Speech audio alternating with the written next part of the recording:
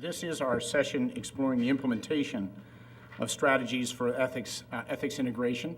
Welcome to our panelists. Thank you so much. My role will be, initially anyway, to introduce each of you and to read those introductions into the record, and then we'll move one right after the other before we open for discussion. Actually, it'll be as much a response to your presentations and a roundtable discussion as well. We're combining all of that this morning. So our first speaker is Dr. Pamela Sankar. She will start things off. She is an associate professor of bioethics in the Department of Medical Ethics and Health Policy at the Perelman School of Medicine, senior fellow at the Leonard Davis Institute for Health Economics, and faculty in the Masters of Public Health program at the University of Pennsylvania. She is also chair of the Genomics and Society Working Group of the National Human Genome Research Institute. Her major areas of interest include the history of DNA typing, social and ethical issues in genetic research, and operationalization of and teaching of social responsibility in science. Dr. Sankar, welcome. Thank you.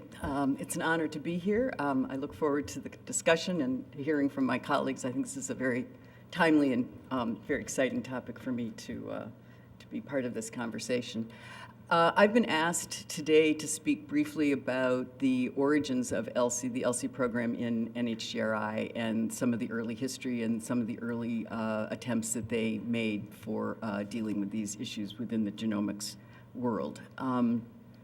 So I'm going to speak briefly about that early history, and then about two conflicts that I think were inevitable given the way ELSI was constructed in the beginning, and then about two kinds of initiatives that they put in place and what I think is the relative success of each sort of as models going forward. I'm pushing the wrong button there. Okay. So ideas or proposals for mapping the human genome emerged in the mid-1980s, and very soon after the science was proposed, questions were raised about the possible social and ethical implications of this work. And two reports in particular, one by the National Academy of Sciences, the other by the OTA, Office of Technology Assessment, highlighted what would be the social and ethical issues, and this was covered in the press. There was a lot of talk about whether or not this was a good idea from the social and ethical perspective. The science went forward and was funded, and at a press conference, James Watson, who was the director of the Human Genome Project, was pressed by a reporter. So they said, you know, you have done all this work, you've moved the science forward, what have you done about everybody's concerns about the social and ethical issues? And Watson, off the cuff, invented ELSI. And he said, we are going to have a program within the Human Genome Project, and it's going to be funded by 3 to 5%. He said 5, or he said 3, and they changed it to 5. And so there you have it. That's the origin of ELSI. All right, which is sort of a wonderful story, and I think also part of the reason that there are some problems with ELSI. So what you have then is a program created within NIH, within the very office doing the research that it is supposed to be watching over. And this is unprecedented. And it's unprecedented enough to simply have an enduring ethics program within NIH, let alone something within its own office. They chose philosophers as their first two directors, and they came up with a list of mission statements.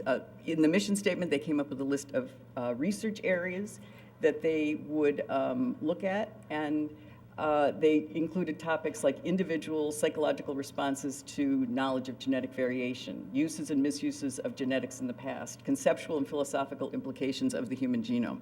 So this is NIH, this is research. Watson is presented with the issue of how do you deal with social and ethical issues. He says, you invent a research project. That's what you do. It's a research office. It's like any other research office. That said, he then is talking to Congress again, and Congress says, well, how really, you've created this office, but how really are you actually going to deal with some of these issues? And Watson says, well, we're going to create policies. So here you have a research office, and now it's going to create policies. There are no guidelines for this. There's no statement about how they're supposed to do it. And the gap between what the expertise that's required for basic research and the expertise required for policy is never really addressed. That remains one of the fundamental problems within the ELSI project. The other issue that never gets resolved is where are the ethical issues? Where do they live? What are we really talking about here? And Watson's idea, and I think this reflects many other people at the time, is that the ethics are, they are focused on where there are mistakes and misunderstandings and misconduct. And so his idea is that we have to ensure that society learns how to use the information only in beneficial ways. So there's nothing wrong with the science. It's how the science gets applied. Or it's scientists who hype their findings, or insurance companies that misunderstand the significance of carrier status. So the solutions also are then external to the science. They're technical, they're practical, they're targeted, they're rule-bound. They're essentially RCR. They're, responsible conduct of research kinds of solutions. That's what he thinks is the issues, and that's where he would imagine the problems would be solved. On the other side, you have the philosophers who are the director of the agencies, and you also have all of the scientists who've been brought in by the promise of being funded to do basic science, basic research on very exciting and very interesting topics. And many of those people are coming out of philosophy, or they're coming out of sociology or anthropology, and they're asking questions of ethics. They're framing ethics as the relationship between science and the common good. So they're interested in normative inquiries. So not only the RCR questions of is it true and is it fair, but also is it wise? Ought it to be done? And I don't mean the Human Genome Project writ large, ought it to be done, but specific projects. And sociological inquiry, how are topics chosen? How is research designed? For whom and in what ways will the results be useful? Who benefits? Is any of this research going to help the questions of health disparities, for example? And so those are two very different concepts of what is, where do the ethics live in looking at these big projects? How do you approach the projects? How do you look at them? And over the years of ELSI, I think that these two contradictions have maintained themselves. I think in the early years, and I think continuing today, that the contradiction with the policy versus research has not been very productive in the format of ELSI. I think that the latter one, the second one, though, has actually in some ways been very productive, and I'm going to talk just a little bit about different programs that they've tried to implement to deal with some of these issues. So early on, Watson, once again, is before Congress and pressed once again to come up with something, and he wants very much for there to be policies. And so the ELSI program itself doesn't seem to be moving quite at the pace he would like. And so he establishes the NIH DOE working group on ELSI issues. And DOE at this time also has some ELSI money, so that's why they're in it. And some of the policy work then gets shifted over to this group. And in some ways it's a solution because it relieves the tension or the pressure on the ELSI group. Another way, though, what it does is it divides the two groups. And what could be very fruitful discussions and fruitful debate is set aside because two organizations are dealing with these things separately. And the working group also has, this is a bureaucratic issue, but it's specific to NIH, but I think something to think about, and that is that it has no real place in the bureaucracy of NIH. It doesn't exist except on the days that it meets. It has no enduring, literally it doesn't, because of the way the bureaucracy works.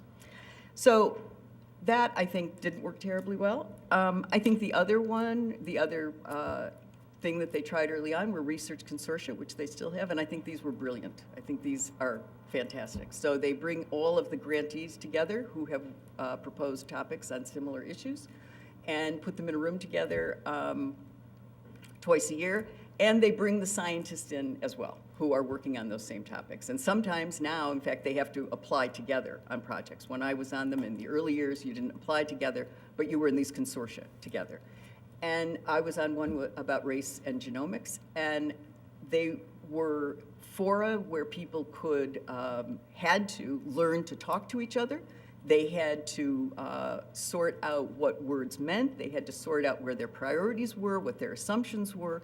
And some of those conversations were some of the most intellectually interesting conversations I've ever seen, I've ever participated in. And I also think that they resulted in the creation of a new community of people, which are people who can really talk together about how you can make science socially responsible. And they're informed from the ethics perspective, and they're informed from the sociological perspective, and they're informed from the scientific perspective.